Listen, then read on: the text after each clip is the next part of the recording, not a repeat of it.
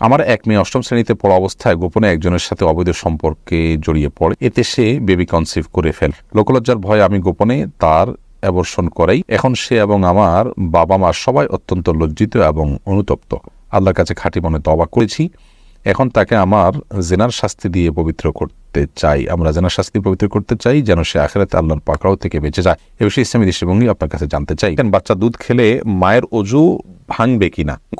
কোনো লোক তার স্ত্রী থাকার পর একাধিক মেয়ের সাথে কথা বলেন, সম্পর্ক রাখার চেষ্টা করেও ফেরানো যাচ্ছে না, স্ত্রী হিসেবে করণীয় কি? বিয়ের পর কি কোনো ছেলের জন্য আগের গার্লফ্রেন্ডের সাথে কথা বলা হালাল হবে বইয়ের অনুমতি ছাড়া? বাবা মা কোনো অন্যায় করলে বা গুনাহ করলে সন্তানের উপর কি কোনো প্রভাব পড়ে? পারিবারিকভাবে বিয়ে ঠিক হওয়ার পর মেয়ের সাথে ফোনে কথা বলা যাবে কিনা? নামাজে সালাম ফিরানোর সময় পাশে থাকা আয়নার দিকে চোখ গেলে কি গুনাহ হবে? আমার স্বামী মারা গিয়েছেন, আমি দ্বিতীয় বিয়ে করতে চাই, কিন্তু কিয়ামতের দিন আমি প্রথম স্বামীর সাথে থাকতে চাই, এটা কি হবে? তখন আমাদের আপনি লিখেছেন সবার সময় বীর্য বিছানা চাদরে পড়লে বিছানা নাপাক হবে কিনা? নাপাক হলে তার করণীয় কি? যদি এটাকে খুঁটিয়ে উঠাতে পারেন তাতেও পাক হবে, আর ধুয়ে ফেলতে পারে সেটা উত্তম। অন্তত ওই জায়গাটা শুধু ধুয়ে ফেললেই কিন্তু পাক হয়ে যাবে, পুরো বিছানা না ধুলেও চলবে। একাম বাহাদুর হাওলাদার আপনি লিখেছেন বাচ্চা দুধ খেলে মায়ের অজু ভাঙবে কিনা? না, বাচ্চা দুধ খেলে মায়ের অজু ভাঙবে না।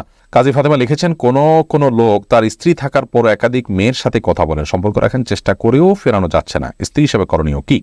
স্ত্রী হিসাবে নিজেকে পরিপাটি রেখে যথাসম্ভব তার মধ্যে যদি কোনো প্রকার অভাব থাকে, শূন্যতা থাকে, সেটা দূর করার চেষ্টা করা উচিত। সেই সাথে বোঝানো, ভালোবাসা দিয়ে কিংবা অভিমান করে কিংবা মুরব্বীদের মাধ্যমে বিভিন্নভাবে নরমে গরমে তাকে বোঝানো উচিত।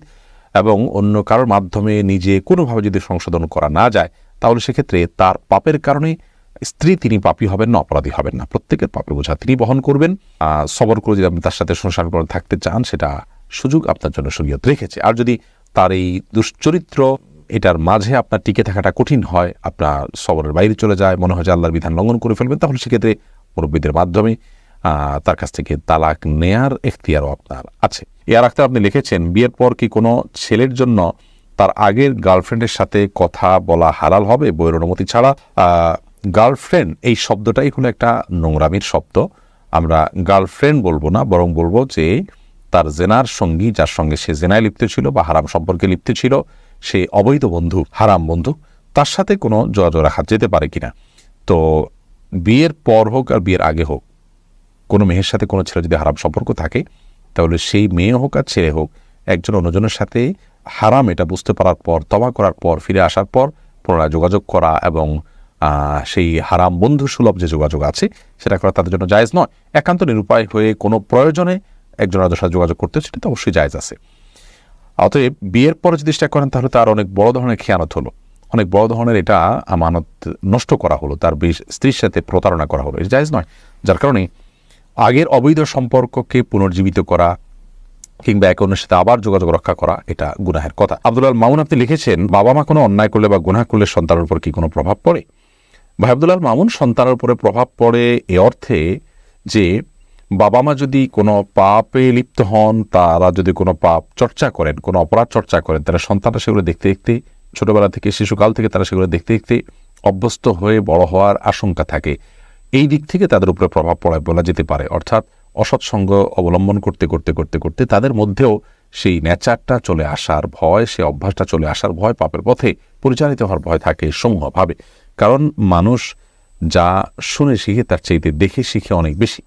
শিশুদের মধ্যে এই প্রবণতাটা আরও অনেক বেশি। এই জন্য বাবা মা কোনো পাপ করলে এ অর্থে সন্তান প্রভাবিত হতে পারে যে তাদের সে পাপ দেখতে দেখতে সন্তানরাও সে পথে পরিচালিত হওয়ার সমূহ আশঙ্কা আছে। আর যদি প্রভাবিত হওয়া বলতে আপনি এই বোঝান যে স্পিরিচুয়াল কোনো ক্ষতি, অর্থাৎ অন্তর্নিহিত কোনো ক্ষতি আছে, যেমন বাবা মা পাপ করবেন আর তার জন্য পাপের বোঝা সন্তানের উপরে পড়বে, বা অনেক সময় বলা হয় যে বাবা মা পাপ করছেন সেজন্য গর্ভস্থ সন্তান নষ্ট হয়েছে, খারাপ হয়েছে, এটা হয়েছে, সেটা হয়েছে, তাহলে সেটা সঠিক নয়। কারণ ওয়াল্লাহ তাযিরু ওয়াজিরাতুন বিজরি উখরা, আল্লাহ তাআলা বলেছেন একজনের পাপের বোঝা অন্যজন বহন করবে না। বিধায় এ অর্থে সন্তান পিতামাতার পাপের কোনো বোঝা বহন করবে না এবং তার প্রভাব তার উপরে পড়বে না, প্রত্যেকের পাপের বোঝা তাকেই পাবে। ফয়সাল হোসেন আপনি লিখেছেন পারিবারিকভাবে বিয়ে ঠিক হওয়ার পর মেয়ের সাথে ফোনে কথা বলা যাবে কিনা?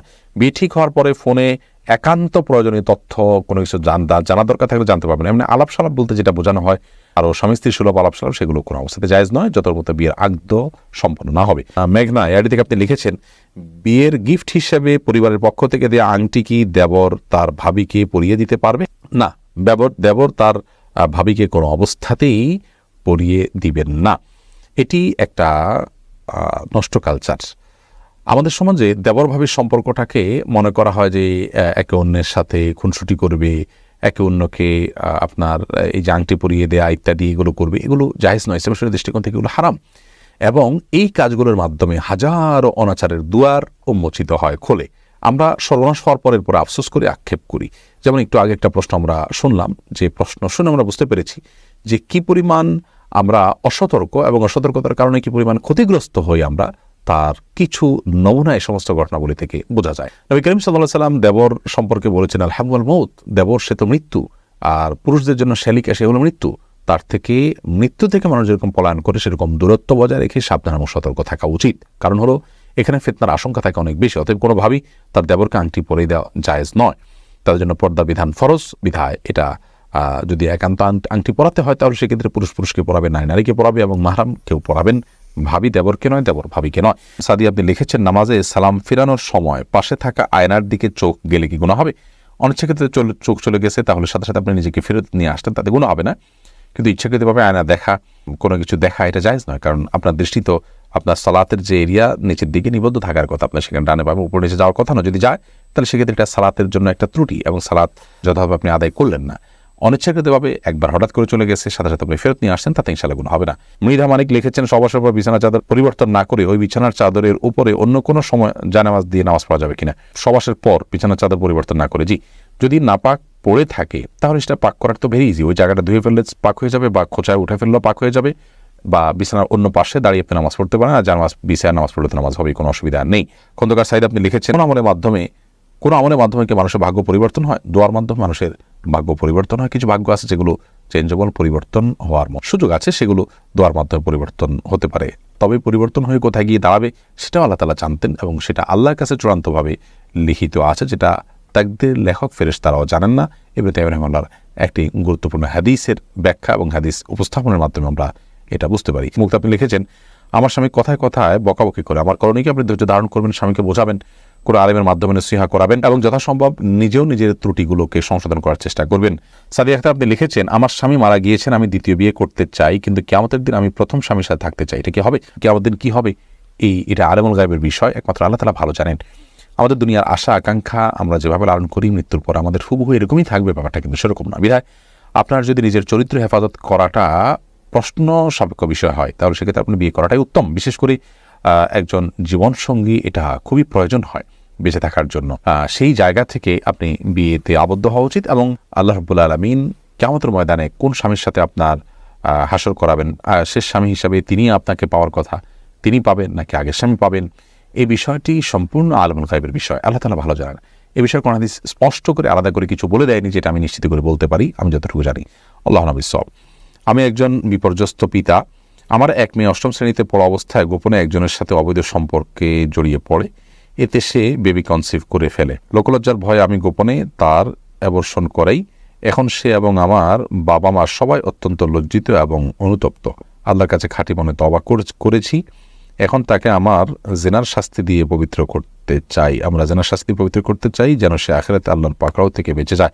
এ বিষয়ে ইসলামী দৃষ্টিভঙ্গি আপনার কাছে জানতে চাই। প্রথম কথা হলো ভাই, জিনার শাস্তিটা ব্যক্তি পর্যায়ে আমরা কার্যকর করব না, বরং এরকম পরিস্থিতিতে সে এবং পুরো পরিবার আল্লাহ তাআলার কাছে লজ্জিত হয়ে এবং হারামের পথ থেকে সরে এসে আর যেন কখনো এই ভুলটা না হয় সেজন্য আল্লাহর কাছে দৃঢ় প্রতিজ্ঞা করা উচিত এবং দৃঢ় প্রত্যয় ব্যক্ত করা উচিত।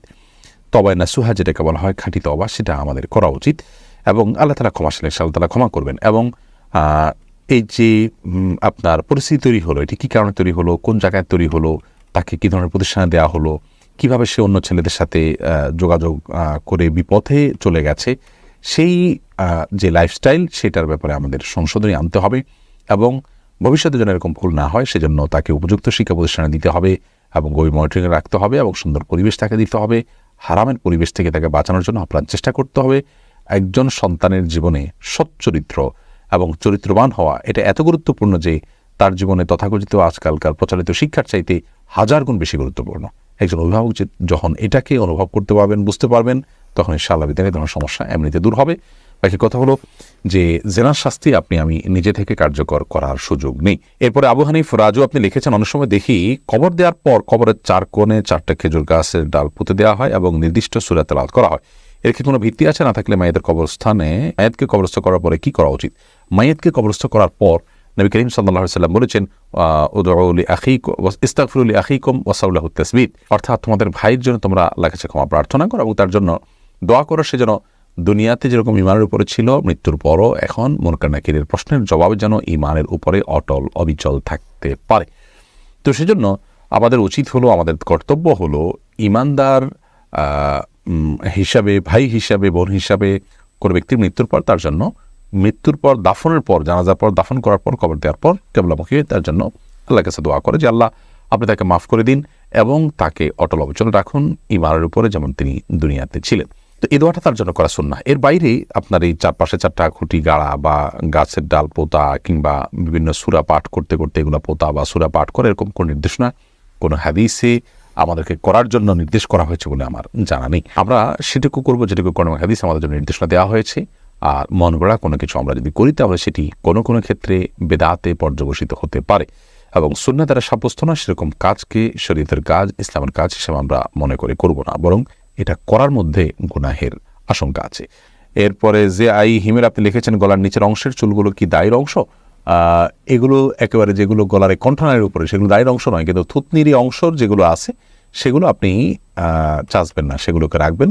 কিন্তু গলাতে যেগুলো, এই গলার মধ্যে যদি থাকে, কণ্ঠনালীর মধ্যে থাকে, সেগুলো দায়ের অংশ নয়। এ বিষয়ে একটা আলাদা ক্লিপ আমাদের আছে, বিস্তারিত সেখানে বলা আছে, দেখে নেবেন।